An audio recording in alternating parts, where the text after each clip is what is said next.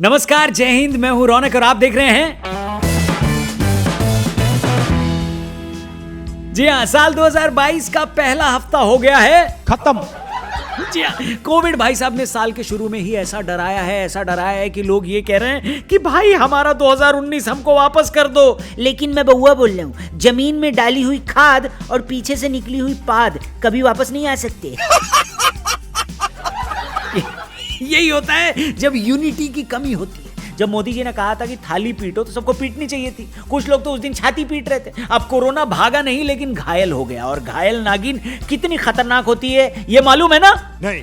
चलिए भैया, आ गया सिनेमा और आईपीएल के अलावा देश का सबसे बड़ा एंटरटेनमेंट आ गया। बोले तो इलेक्शन अब फॉर्मली आ गया है। इलेक्शन कमीशन ऑफ इंडिया ने 5 स्टेट्स यानी 5 राज्यों के चुनाव के लिए इलेक्शन के डेट्स अनाउंस कर दिए हैं। लेकिन इस बार के अनाउंसमेंट में एक बड़ी खास बात है। इससे पहले कि इलेक्शन कमीशन हमेशा बुजुर्गों को ध्यान में रखकर डेट्स निकालते थे, लेकिन इस बार युवाओं का भी खास ध्यान रखा गया है। मतलब वैलेंटाइंस डे के दिन इलेक्शन।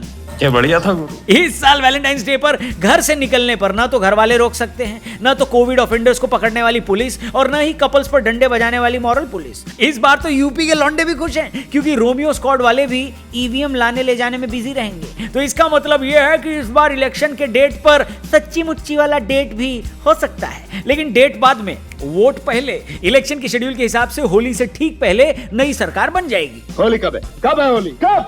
मतलब चाहे जब हो होली, लाल पीले तो कई लोग होली से पहले ही हो लेंगे, है कि नहीं? आगे बढ़ते हैं। नेता लोग का बाबा सच में कमाल है। रोज दिन में हजारों लाखों की रैलियां करते हैं और रात में नाइट कर्फ्यू। इन रैलियों के लिए जिस टेम्पो से प्रचार किया जाता है उसमें यह कहा जाता है कि भारी से भारी संख्या में आइए और रैली को सफल बनाइए, और शाम को प्रेस कॉन्फ्रेंस करके कहते हैं कि आप लोग घर से मत निकलिएगा। मतलब दिन में डरो ना और रात में कोरोना। मतलब तुम्हारे लिए चुनाव, हमारे लिए बचाव है।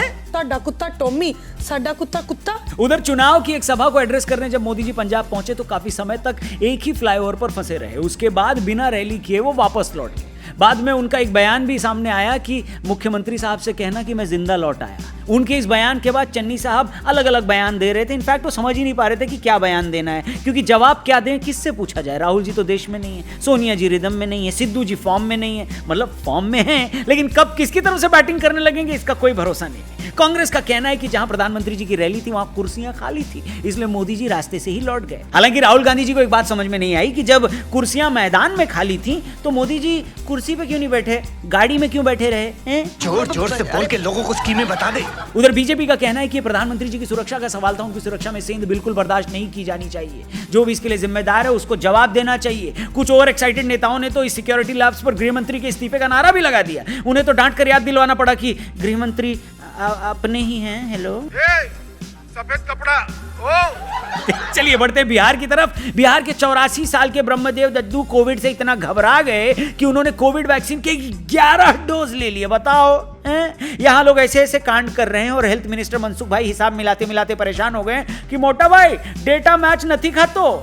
अगर इनके जैसे कुछ और दद्दू कांड हो जाएं तो 100 करोड़ क्या 500 करोड़ वैक्सीन भी बना ली तो भी मोदी जी फेल हो जाएंगे। वैसे ब्रह्मदेव दद्दू के इस महान कार्य को देखते हुए उन्हें कई तरीके के जॉब ऑफर भी मिल रहे हैं। मुखर्जी नगर के एक स्टूडेंट लॉज के मालिक ने उन्हें भंडारे से खाना लाने के लिए अप्रोच किया है। उन्होंने कहा है कि भैया साहब, जिस स्पीड से आप वैक्सीन के डोज लिए हैं ना, उसी स्पीड से आपको पास के मंदिरों से रोज 11 प्लेट भंडारा लाना है। कहा है कि लॉज के खाने का खर्चा बच जाएगा हमारा, बहुत खाता है कम बखत सब। वहीं दूसरी तरफ एक बैंक वालों ने ऑफर दिया है कि जिस चालाकी से आपने 11 वैक्सीन लिए हैं, बस इसी चालाकी से आप विजय माल्या से हमारा उधार भी वापस ला दो, 25% हिस्सा आपका दद्दा। यहां तक कि पाकिस्तान की सरकार ने भी दद्दा को अप्रोच किया है। इमरान खान ने एक मैसेज में उनसे कहा है कि गुरु तुम 2 के बदले 11 ले आते हो, इस बार हमें भी अमेरिका से $2 लाख की भीख मिली है, क्या उसका भी 11 करवा सकते हो? क्या कुछ करो हमारे लिए। आपने सबसे पहले घबराना नहीं। चलिए अब उस राज्य से जहां दारू बैन है, बोले तो बिहार से, आते हैं उस राज्य में जहां पे दारू के चक्कर में लोग सड़क पर आ गए। बोले तो गली गली ठेके के चक्कर में दिल्ली सरकार को घेरने की कोशिश की बीजेपी ने। रास्ता जाम किया गया, लोगों को इससे दिक्कत हुई। लोगों ने पूछा अरे रास्ता क्यों जाम किया? वेल, सरकार के सपोर्ट में आए एक बंदे ने बोला कि ठेके के माध्यम से हम इंग्लिश एजुकेशन को बढ़ावा देना चाहते हैं। यकीन ना हो तो रात को 8 बजे के बाद किसी भी ठेके के पास जाकर चेक कर लेना, अनपढ़ से अनपढ़ आदमी भी इंग्लिश बोलता हुआ नजर आ जाएगा। क्या बोलते भाई? But because already why you जाइए तुमसे इंग्लिश। वेल कोविड ने इस बार बॉलीवुड को भी अपने कब्जे में ले लिया है। न्यू ईयर की पार्टी और मुंबई में हुई धड़ाधड़ रिलीज फंक्शन से आधे बॉलीवुड में कोविड फैल चुका है। लेकिन इधर विक्की कौशल एक नई मुसीबत में फंस गए हैं। विक्की और सारा अली खान इंदौर में एक बाइक पर नजर आए। इनकी फोटो सोशल मीडिया पर वायरल हुई तो इंदौर के एक भाई साहब ने पुलिस में कंप्लेंट कर दी कि बाइक पर जो नंबर प्लेट है वो उनकी गाड़ी का है। इंदौर पुलिस ने भी नए नवेले दूल्हे राजा विक्की कौशल पर फ्रॉड की शिकायत दर्ज कर ली। साला ये दुख का खत्म नहीं होता बे। हालांकि बाद में पता चला कि नंबर प्लेट का एक डिजिट अलग था। उधर जब सलमान खान साहब को यह पता चला कि विक्की कौशल पर बाइक का नंबर प्लेट चुराने का मुकदमा हुआ है तो सलमान खान बोले अच्छा अब नंबर प्लेट भी चुरा रहा है। मुझे तो लगा सिर्फ यार कोई इनको समझाओ यार। छोड़ो रहने दो, भाई के बहुत फैंस हैं जो वीडियो देखते हैं। आगे बढ़ते हैं। वेल आपने एक कहावत जरूर सुनी होगी कि सिर मुंडाते ही ओले पड़े, लेकिन मशहूर हेयर स्टाइलिस्ट जावेद हबीब के साथ उल्टा ही हो गया। उन्होंने एक लेडी की कटिंग करते हुए उनके बालों पर थूक दिया। इसको लेकर सोशल मीडिया पर बवाल हो गया। लोगों ने कहा कि ऐसे आदमी और ऐसी हरकत पर थू है। कई लोगों ने तो आग थू करके भी बड़ी वाली बेइज्जती कर दी। कैसे कैसे लोग रहते हैं यार यहाँ पर। वैसे जावेद हबीब साहब को यह गलती बहुत भारी पड़ी क्योंकि सोशल मीडिया पर ट्रोल होने के अलावा उनके ऊपर FIR भी दर्ज हो गई है और इससे हमारे मोहल्ले की पम्मी भाभी बड़ी नाराज है उनकी इस हरकत पे। अरे वही पम्मी भाभी, नहीं जानते आप उनको, जिन्होंने पिछले झगड़े में सक्सेना जी के सारे बाल नोच लिए थे हैं?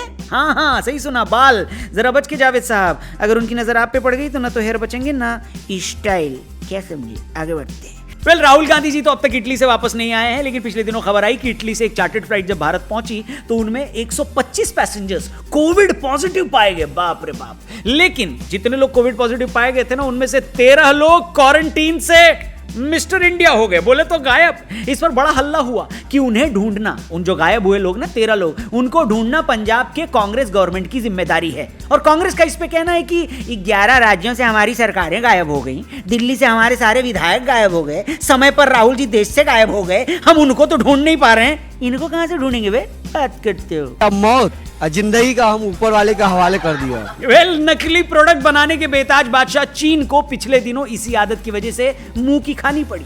चीन की गवर्नमेंट एफिलिएटेड एक मीडिया हाउस ने एक वीडियो जारी किया जिसमें उन्होंने दावा किया कि चीन की सेना ने गलवान घाटी में हैप्पी न्यू ईयर मनाया है। वीडियो हमेशा की तरह ही नकली था और कुछ ही घंटों में यह बात सामने भी आ गई। लेकिन पकड़े जाने के बाद भी चीन अपनी बदमाशी मानने को तैयार नहीं है, इसलिए रामाधीर सिंह के स्टाइल में उससे पूछेंगे कि अब तो सच बोल दे के।